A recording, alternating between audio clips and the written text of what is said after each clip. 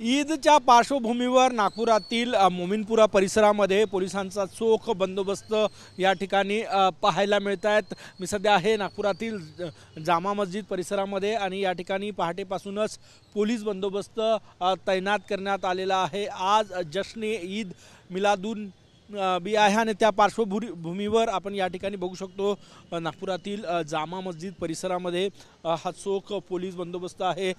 पहाटेच या संपूर्ण परिसरामध्ये डॉग स्क्वॉडच्या मदतीने तपासणी करण्यात आलेली आहे आणि ठिकठिकाणी बॅरिकेड्स लावून पोलीस फोर्स जी आहे ती तैनात करण्यात आलेली आहे। ईद आणि गणेश विसर्जनाच्या पार्श्वभूमीवर नागपूर शहरामध्ये 4000 पेक्षा जास्त पोलिसांचा फौजफाटा तैनात असणार आहे आणि ईदच्या पार्श्वभूमीवर आजपासूनच सुरक्षा जी आहे ती अलर्ट करण्यात आलेली आहे। या परिसरामध्ये ईदचा जुलूस निघणार आहे आणि त्यामुळे ही संपूर्ण यंत्रणा जी आहे ती या ठिकाणी सज्ज आहे। वेळोवेळी पोलिसांच्या वाहनांकडून पेट्रोलिंग या संपूर्ण परिसरामध्ये केलं जात आहे आणि टप्प्याटप्प्यावर पोलीस फोर्स जी आहे ती तैनात आहे। एकूणच ईद आणि गणेश विसर्जनाच्या पार्श्वभूमीवर नागपूर पोलीस अलर्टवर आहे आणि आजपासूनच सुरक्षा यंत्रणा सज्ज करण्यात आली आहे। कॅमेरामॅन सचिन सयामसह गजानन उमाटे, TV9 मराठी, नागपूर।